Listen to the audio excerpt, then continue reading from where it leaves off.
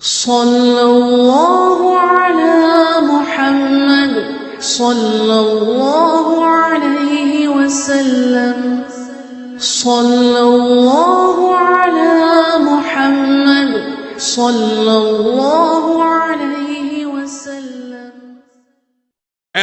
പല കാരണങ്ങളുണ്ടാകാം അവിടെ. അതുകൊണ്ടാണ് ഖുർആൻ എത്ര വിശദമായി വിശദീകരിച്ചു. ലാ തഖറബുസ്സിനാ. രണ്ട് സ്ഥലങ്ങളിലാണ് ഖുർആൻ ഗൗരവത്തോടെ ലാ തഖറബു എന്ന് പറഞ്ഞത്. ഒന്ന് ലാ തഖറബു സിനാ, നിങ്ങൾ വ്യഭിചാരത്തിലേക്ക് അടുക്കരുത്. വലാ തഖറബു മാലൽ യതീം, യതീമിന്റെ സമ്പത്തിനോട് നിങ്ങൾ അടുക്കാൻ തന്നെ പാടില്ല. മറ്റൊന്ന് ഖുർആൻ എടുത്തു പറഞ്ഞത് വലാ തഖറബു സിനാ, വ്യഭിചാരത്തിലേക്ക് നിങ്ങൾ അടുക്കാൻ തന്നെ പാടില്ല, വ്യഭിചരിക്കരുത് എന്നല്ല ഖുർആൻ പറഞ്ഞത്. അല്ലേ? വലാ തഖ്തുലു ഔലാദകും മിൻ ഖശ്യത്തി ഇംലാഖ്. നിങ്ങൾ ഭക്ഷണത്തിന്റെ കാര്യത്തിലോ മറ്റോ പേടിച്ചതിന്റെ പേരിൽ നിങ്ങളെ മക്കളെ കൊന്നുകളയരുത് എന്നാ പറഞ്ഞത്. അല്ലേ? വലാ തഖറബു ഇലൽ ഖത്ൽ എന്നാ പറഞ്ഞത്. അല്ല, കൊല്ലലിലേക്ക് നിങ്ങൾ അടുക്കരുത് എന്നല്ല പറഞ്ഞത്, കൊല്ലരുത് എന്നാ പറഞ്ഞത്. അല്ലേ? അങ്ങനല്ലേ പറഞ്ഞത് ഖുർആൻ? അങ്ങനെ പല കാര്യങ്ങളും പറയുമ്പോ ഖുർആൻ ചെയ്യരുത് എന്നാ പറഞ്ഞത്. പക്ഷെ വ്യഭിചാരത്തെ കുറിച്ച് പറയുമ്പോ ഖുർആൻ എത്ര വിശദമായിട്ടാ പറഞ്ഞത്. ഷോർട്ടായിട്ട് വിശദമായ ഉൾക്കാഴ്ചയുള്ള വാക്ക് പറഞ്ഞു ഖുർആൻ. വലാ തഖറബു, അടുക്കാൻ തന്നെ പാടില്ല, അടുക്കാൻ തന്നെ പാടില്ല. അതുകൊണ്ടാണ് ആണിനെയും പെണ്ണിനെയും ഇസ്ലാം വേറെ വേറെ കാണണമെന്ന് പറഞ്ഞത്. മഹറമല്ലാത്തവരെ നോക്കരുത്. നോക്കിയാൽ എന്താ മൊയിലിയാരെ? നോക്കിയാലാണ് ചിലപ്പോ സ്നേഹം ഉണ്ടാകുക, അതിന്റെ പേരിലാ ചിലപ്പം പ്രശ്നം ഉണ്ടാകുക, ആ നോട്ടത്തിലാ ചിലപ്പം തുടങ്ങല്. നീ അവളോട് ആവശ്യമില്ലാതെ സംസാരിക്കരുത്, അവളെ സൗണ്ട് പോലും ആസ്വദിച്ച് കേൾക്കാൻ പാടില്ല. എന്തുകൊണ്ട്? വലാ തഖറബു, നിങ്ങൾ അടുക്കാൻ തന്നെ പാടില്ല എന്നാണ് പറഞ്ഞത്. അവളെ സൗണ്ട് കേൾക്കുമ്പോ ഒരു ദിനമെങ്കിലും ഈ സൗണ്ട് ആസ്വദിച്ച് അടുത്തുനിന്ന് കഴിഞ്ഞാലോ എന്നൊരു തോന്നല് വരരുത്. ആദ്യം തന്നെ ഖുർആൻ എടുത്തിട്ടങ്ങ് പറഞ്ഞു വലാ തഖറബു, അടുക്കാൻ തന്നെ പാടില്ല. അങ്ങനെ എല്ലാ കാര്യങ്ങളിലും വ്യഭിചാരത്തിന്റെ വിഷയത്തിൽ വളരെ ഗൗരവത്തോടെ പറഞ്ഞു. ചില ആളുകൾ ചോദിക്കും, കാണുമ്പോഴേക്ക് എന്ത് വരാനാ? അല്ലേ? നോക്കുമ്പോഴേക്ക് എന്ത് വരാനാ? അവളൊന്ന് കാണുമ്പോഴേക്ക് എന്ത് വരാനാ? മുസ്ലിമേ, അതുകൊണ്ടാണ് വളരെ ഗൗരവത്തോടെ ഖുർആൻ പറഞ്ഞത് വലാ തഖറബു, നിങ്ങൾ അടുക്കാൻ തന്നെ പാടില്ല. വളരെ ഗൗരവത്തോടെ കാണണം. കാരണം സ്നേഹത്തെ ഉണ്ടാക്കുന്നതല്ല, ഉണ്ടാകുന്നതാണ്. ചിലപ്പോൾ തുടക്കത്തിൽ ഒന്നും ഉദ്ദേശിച്ചിട്ടുണ്ടാകൂല, നിങ്ങളുടെ നാട്ടിലൊന്നും ഉണ്ടാകൂല. ചില ആളുകളുണ്ട് നല്ല സലാത്ത് മജ്ലിസിന്റെ പേരിൽ ആണുങ്ങളെയും പെണ്ണുങ്ങളൊക്കെ കൂട്ടിയിട്ട് വാട്സപ്പിൽ ഗ്രൂപ്പ് ഉണ്ടാക്കിയിട്ട് കുഴപ്പമുണ്ടാക്കാൻ വേണ്ടി നടക്കുന്ന ചില ആളുകൾ. ഒരു ഉദ്ദേശിച്ചിട്ടില്ല, ഒരിക്കലും അവരൊരിക്കലും സ്വപ്നത്തിൽ പോലും ഉദ്ദേശിച്ചിട്ടില്ല സലാത്തിന്റെ മജ്ലിസിലൂടെ ഒരു പെണ്ണിനെയും ഒരു ആണിനെയും അടുപ്പിക്കാന്ന് അവർ ഉദ്ദേശിച്ചിട്ടില്ല. ഉദ്ദേശം എന്താണ്? സലാത്തിയല്ലാണ്. പക്ഷേ അത് പറഞ്ഞിട്ട് കാര്യമില്ല. സലാത്ത് ചൊല്ലിയ പെണ്ണിന് കിട്ടിയ അപ്രിയേഷനാകാം, അവൾക്ക് കിട്ടിയ ആദരവാകാം, ബഹുമാനമാകാം, മുസ്ലിയാരുമായിട്ട് ചിലപ്പം കണക്ഷനായത്, അല്ലെങ്കിൽ തങ്ങളുമായിട്ട് കണക്ഷനായത്, അല്ലെങ്കിൽ നാട്ടിലെ ഏതെങ്കിലും ചെറുപ്പക്കാരനായിട്ട് കണക്ഷനായത് 100 സലാത്തിയല്ലേ വകയിൽ അടിച്ചു കൊടുത്ത ലൈക്കാകാം. അതുകൊണ്ട് തന്നെ അത്തരം വഴികളിലേക്ക് തന്നെ നിങ്ങൾ കടക്കണ്ടെന്നാണ് ഇസ്ലാം. സ്നേഹം എന്ന് പറയുന്നത് നമ്മൾ ഉണ്ടാക്കിയെടുക്കുന്ന സാധനം, അത് ഓട്ടോമാറ്റിക്കായി ഉണ്ടാകുന്നതാണ്. അത് ചിലപ്പോൾ ചില പ്രവർത്തനം കൊണ്ടാണ്, ചിലപ്പോൾ ചില നോട്ടം കൊണ്ടാണ്, ചിലപ്പോൾ അതൊരു ലൈക്ക് കൊണ്ടാണ്, ചിലപ്പോൾ അതൊരു ചിഹ്നടൽ കൊണ്ടാണ്. അതുകൊണ്ട് അത്തരം ഒരു വഴികളിലേക്കും നിങ്ങൾ കടന്നു പോയിക്കൂടാ. ഞാനൊരു സ്ഥലത്ത് പ്രസംഗിക്കുമ്പോൾ വിശദമായി പറഞ്ഞിരുന്നു, ഇങ്ങനെ പ്രസംഗത്തിന്റെ അടിയിൽ ലവിന്റെ ചിഹ്നം മാത്രം ഇട്ട് കൊടുക്കുന്ന ചില പങ്കന്മാരുണ്ട്. നിങ്ങളെ വീട്ടിലൊന്നും അങ്ങനെയുള്ള സ്ത്രീകൾ ഇല്ലാത്തത് കൊണ്ട് ഞാൻ പറയുന്നില്ല. എല്ലാ പ്രസംഗത്തിന്റെയും ചോട്ടക്കാരിട്ട് ലവിന്റെ ചിഹ്നം ഇങ്ങനെ ഇട്ട് കൊടുക്കുകയാണ്. മുസ്ലിയാരോട് ഇതൊന്നും വേറെ ഒന്നും ഉദ്ദേശിച്ചിട്ടൊന്നല്ല മുസ്ലിയാരെ ഞങ്ങൾ ചെയ്യുന്നത്. ഉദ്ദേശം എന്താണ് എന്ന് നോക്കേണ്ടതില്ല, അതെന്തിനാണ് പ്രയോഗിക്കുന്നത് എന്ന് നോക്കണം. ആവശ്യമില്ലാത്തത് എന്തിനാണ് നമ്മൾ ചെയ്യേണ്ടത്?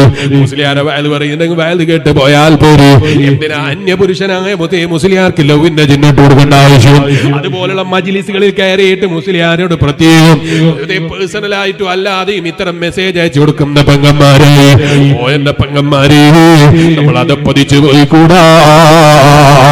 സാഹചര്യങ്ങളാണ് മനുഷ്യനെ വഴികേടിലേക്ക് എത്തിക്കുന്നത്. എന്തിനാണ് നമ്മൾ ആവശ്യമില്ലാത്ത ചിഹ്നങ്ങൾ അയച്ചു കൊടുക്കേണ്ട ആവശ്യം? അപ്പൊ ഒരാൾ എന്നോട് ചോദിച്ചു, അപ്പോഴേക്ക് എന്ത് വരാനാണ്? ചിഹ്നം ഇട്ട് കൊടുക്കുമ്പോഴേക്ക് എന്ത് വരാനാണ്? ലവിന്റെ ചിഹ്നം ഇടുമ്പോഴേക്ക് എന്താ ലവ് സംഭവിച്ചു പോവോ? എല്ലാരും എങ്ങനെയാ തുടങ്ങല്? എങ്ങനെയാ തുടങ്ങല്? ആദ്യം തന്നെ വ്യഭിചാരം കൊണ്ടാ തുടങ്ങല്? അല്ല, ഇങ്ങനെയുള്ള ചിഹ്നങ്ങളിലൂടെയാണ് തുടക്കം, സംസാരങ്ങളിലൂടെയാണ് തുടക്കം, ആംഗ്യങ്ങളിലൂടെയാണ് തുടക്കം. ചിലപ്പോൾ ഐ ലവ് യു എന്ന് പറയുന്നതിനേക്കാൾ, അന്യപെണ്ണിനോട് അത്തരം വാക്ക് പറയുന്നതിനേക്കാൾ ഗൗരവത്തിൽ കാണണം ചിഹ്നങ്ങളിടുന്നത്. എന്താ കാരണം? പറയാൻ ചിലപ്പോൾ ചെറിയ ലജ്ജ ഉണ്ടാകാം, പറയാൻ ചിലപ്പോൾ ചെറിയ മടി ഉണ്ടാകാം. ആംഗ്യങ്ങളും ചിഹ്നങ്ങളും ആകുമ്പോ ചിലപ്പോൾ അത് വേറെ ന്യായം കൊണ്ട് ഒപ്പിക്കാൻ കഴിയും. അങ്ങനെയുള്ള അഥവാ ഇഷ്ടപ്പാട് കാണിക്കുകയാണെങ്കിൽ ഞാനതൊന്നും ഉദ്ദേശിച്ചിട്ടില്ല എന്ന് ചിഹ്നമാകുമ്പോ പറയാൻ കഴിയും. അങ്ങനെയുള്ള സാഹചര്യങ്ങൾ ഉണ്ടാകാതിരിക്കാനാണ് വലാ തഖ്റബുസ് സിനാ, വ്യഭിചാരത്തിന്റെ വഴികളിലേക്ക് നിങ്ങൾ അടുക്കാൻ തന്നെ പാടില്ല എന്നാണ് ഇസ്ലാം. ഓ എന്റെ വയല് കേൾക്കുന്ന ഉമ്മമാരെ, വയല് കേൾക്കുന്ന പെങ്ങന്മാരെ, സ്വലാത്തിന്റെ മജ്ലിസ് ആകട്ടെ അല്ലാത്ത മജ്ലിസ് ആകട്ടെ, ഏത് ദിക്റിന്റെ മജ്ലിസ് ആകട്ടെ അല്ലാത്ത മജ്ലിസ് ആകട്ടെ, ഇങ്ങനെയുള്ള ആവശ്യമില്ലാത്ത ചിഹ്നങ്ങൾ ഇടുന്ന മജ്ലിസുകളാണ്, ആവശ്യമില്ലാത്ത ചിഹ്നങ്ങൾ ഇടുന്ന വാട്സപ്പ് ഗ്രൂപ്പുകളാണ്. അതില്ലാതെ നിങ്ങൾ സ്വന്തം ഭർത്താവിനെ കൂട്ടിയിട്ട്, സ്വന്തം മക്കളെ കൂട്ടിയിട്ട് ഒരു സ്വലാത്ത് ഗ്രൂപ്പ് ഉണ്ടാക്കി. എത്ര ആളുകൾക്ക് സ്വലാത്ത് ചെല്ലാൻ പറ്റുന്നുണ്ട്? സ്വന്തം ഭർത്താവിനെയും സ്വന്തം അതേ കാണാനും തൊടാനും പറ്റുന്ന മഹറമുകളായ എത്ര ആളുകളുണ്ട്? നിങ്ങളെ സ്വന്തം മാങ്ങളമാരെയും സ്വന്തം ബാപ്പനെയും സ്വന്തം ഉമ്മാനെയും നിന്റെ സ്വന്തം പെൺകുട്ടികളെയും പാൺകുട്ടികളെയും ഇരുത്തിയിട്ട് ഒരു വാട്സപ്പ് ഗ്രൂപ്പ് ഉണ്ടാക്കിയിട്ട് സ്വലാത്തിന്റെ മത്സരം നടത്തി എത്ര ആളുകൾക്ക് സ്വലാത്ത് ചെല്ലാനുള്ള മനസ്സ് കിട്ടുന്നുണ്ട്? ഒന്ന് പരിശോധിച്ചു നോക്കൂ. ഇബ്ലീസ് ചിലപ്പോൾ നമ്മളെ വഴിമുട്ടിക്കുന്നത് എവിടെയാണ് എന്ന് പറയാൻ കഴിയില്ല. കുടുംബം കലക്കാൻ എവിടെയാ ഇബ്ലീസ് വഴി തുറക്കുന്നത് എന്ന് പറയാൻ കഴിയില്ല. അതുകൊണ്ട് ആവശ്യമില്ലാത്ത അത്തരം സ്വഭാവങ്ങളുണ്ട്, അന്യപുരുഷന്മാരുള്ള വാട്സപ്പ് ഗ്രൂപ്പുകളുണ്ട്. കൈയൊഴിക്കണേ ഉമ്മമാരെ. അന്യപുരുഷന്മാരുമായുള്ള ബന്ധങ്ങളുണ്ടോ?